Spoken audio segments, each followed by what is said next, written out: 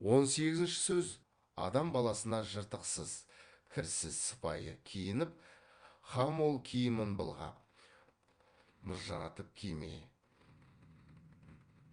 Демек дұрыс, ләкин өз дәулетінен артық киінбек.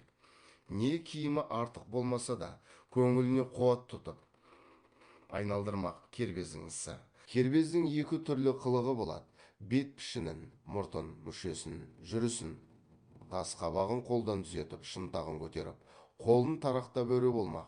Біреу атын, киімін айран ішерім деп, солардың арқасында сыпайы. Жұғымды жігіт атанбаққа, өзінен ілгерілерге елеулі болып, өзі қатардағының ішін күйдіріп, өзінен кейіншілерге әттең.